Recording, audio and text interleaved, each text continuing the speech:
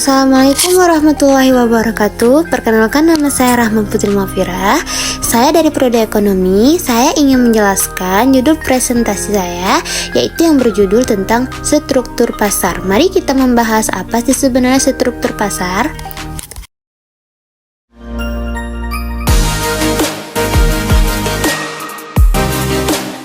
Nah, di sini yang dikatakan dengan struktur pasar ada 5 poin. Yang pertama, pengertian pasar. Yang kedua, persaingan sempurna.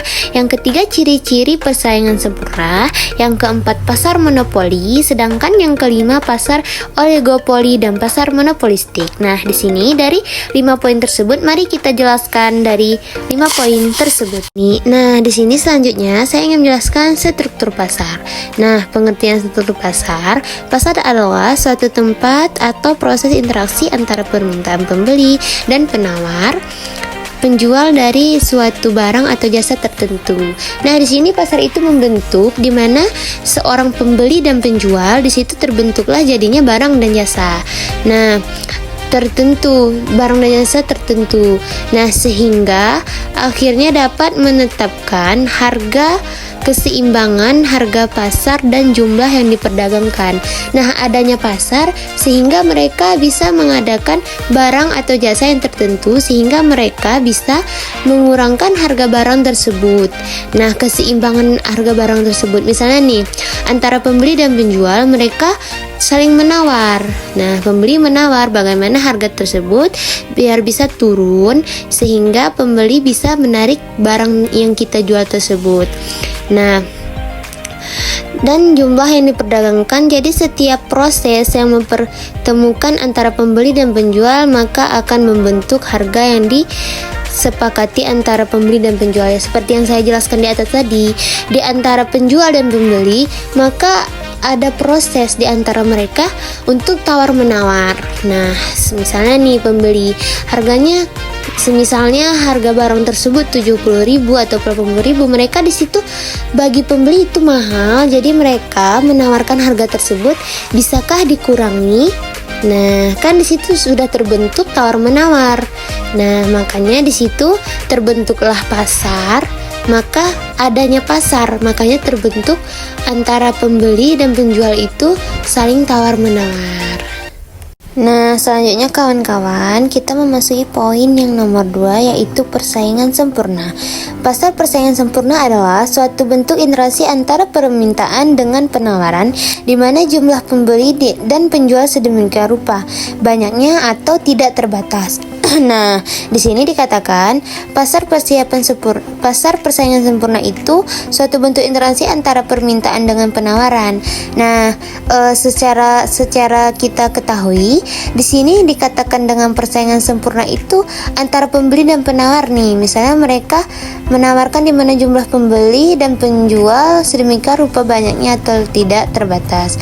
Persaingan sempurna itu salah satu bentuk pasar yang ideal. Nah, persaingan sempurna yang dikatakan persaingan sempurna itu secara kita banyak melihat pasar intradisional ini banyak persaingan, banyak yang menjual bentuk barang seperti yang kita jual. Nah, kita cara bersaing sempurna itu, yang ideal itu secara bagaimana? Nah, kita bersaing dengan mereka itu secara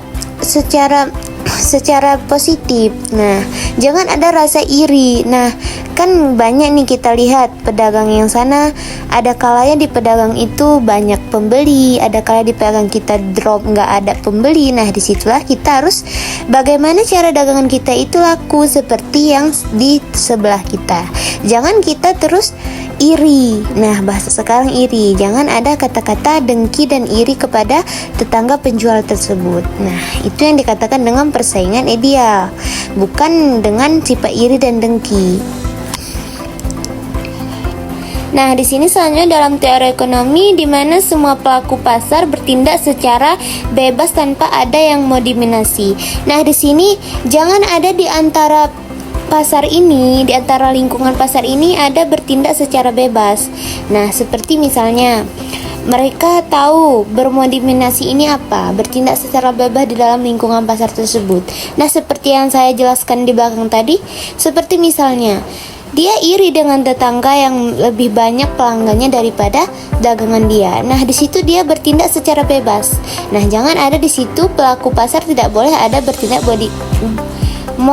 modinasi. Nah, itu tidak boleh. Nah, kita secara positif, bagaimana caranya dagangan kita itu? Apakah kita menarik pelanggan? Apakah kita membuat promo di dagangan kita itu agar si pelanggan tertarik kepada dagangan kita? Itu baru yang Nah, selanjutnya kita memasuki poin yang selanjutnya, yaitu ciri-ciri persaingan sempurna. Nah, pasar persaingan sempurna memiliki beberapa ciri, yaitu yang pertama, banyak penjual dan pembeli. Yang kedua, barang yang diperjualbelikan homogen atau sejenis. Yang ketiga, bebas masuk dan bebas keluar pasar. Yang keempat, penjual dan pembeli secara individu hanya sebagai penjual dan pembeli memiliki atau mengetahui sepenuhnya informasi pasar. Sedangkan yang ke-6, pemerintah tidak campur tangan dengan proses pembentuk harga. Nah, di sini dijelaskan dari poin tersebut banyak penjual dan pembeli, maksudnya di antara pasar tersebut banyak yang penjual antara pembeli.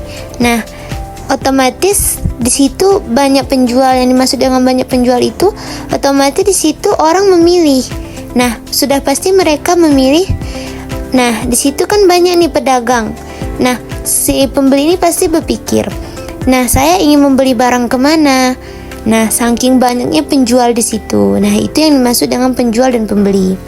Nah, sedangkan nomor 2, barang yang diperjualbelikan homogen atau yang sejenis. Nah, tentu di antara penjual itu barang yang diperjualbelikan itu sejenis. Nah, sesuai dengan apa yang diinginkan pelanggan, tidak ada yang campur-campur. Nah, tidak mungkin kan orang yang menjual sayur lalu menjual dodol, kan nggak mungkin nih. Otomatis kalau mereka menjual sayur-sayuran, tentu ada semua sayur-sayuran atau bumbu-bumbu. Nah, yang sejenis. Nah, sedangkan yang nomor 3, bebas masuk dan bebas keluar pasar. Nah, tentu seorang pembeli itu bebas, mau dia berbelanja di pasar, mau dia berbelanja di secara pasar pasar yang otomatis, maksudnya pasar yang sudah tradisional, seperti misalnya mereka ingin belanja ke minimarket, ke Suzuya, kan di Takengon tidak ada ya. Nah, mereka di Suzuya juga ada sayur-sayur kayak itu yang dalam kemasan. Nah, bebas mereka mau beli di pasar ataupun di luar. Nah, penjual dan pembeli secara individu hanya sebagai penjual dan pembeli memiliki atau mengetahui sepenuhnya informasi pasar. Nah, tentu ya, seorang penjual mereka harus mengetahui informasi pasar. Apakah pasar stabil, apakah pasar menurun? Mereka harus mengetahui karena mereka di situ penjual. Nah, mereka apakah pasar itu baik-baik saja atau ada pengaruh dari misalnya nih di sebuah pasar. Nah, ada limbah sampah di samping pasar itu. Nah, mereka tidak mengetahui apakah mempengaruhi bau limbah itu ke penjual mereka. Tentu itu mempengaruhi. Itu bisa membawa pelanggan tidak mau tertarik lagi ke barang mereka. Nah, mereka harus mengetahui informasi pasar itu. Apakah bersih, tempatnya berkualitas, apakah pelanggan tertarik dengan barang kita dengan tidak adanya bau dari limbah tersebut. Nah, selanjutnya, pemerintah tidak campur tangan dalam proses pembentukan harga. Nah, tentu pemerintah itu tidak campur tangan dalam pembentukan harga. Nah, mereka tentu seperti misalnya pajak naik, itu mereka tidak ada campur tangan. Itu mereka tidak mau tahu, mau dia kurang di penjualannya, mau dia kurang di penjualan perdagangannya, pajak tetap harus bayar. Itulah yang mau pemerintah. Mereka tidak mau tahu, mereka tidak campur tangan dalam harga barang tersebut. Misalnya nih kita seperti sekarang kita lihat banyak barang yang naik. Tidak mungkin kan pemerintah turun tangan. Mereka yang bilang harga minyak sekian. Bahkan dari sana pasarannya bahkan minyak harganya setengahnya 8.000. Nah, sampai ke sini ataupun ke Aceh Tengah, mereka menjualkan kepada pembeli 10.000. Itu tidak ada lagi campur tangan dari pemerintah. Jadi kita di setiap barang naik, jangan pernah menyalahkan pemerintah. Nah, pemerintah menaikkan 1.000 sampai ke tangan masyarakat yang menjual, mereka menaikkan harga barang di atas tidak masuk akal. Misalnya di pemerintah 8.000. Nah, sedangkan di mereka menjual lebih dari 8.000 itu, mereka ambil untung. Nah, jadi disitulah pemerintah tidak mau campur tangan. Nah, selanjutnya di sini pasar monopoli. Nah, monopoli berasal dari kata Yunani yaitu mono berarti satu dan poin berarti penjual. Nah, di sini juga ada monopoli adalah suatu struktur pasar yang hanya ada satu penjual yang menguasai pasar tanpa ada substitusinya.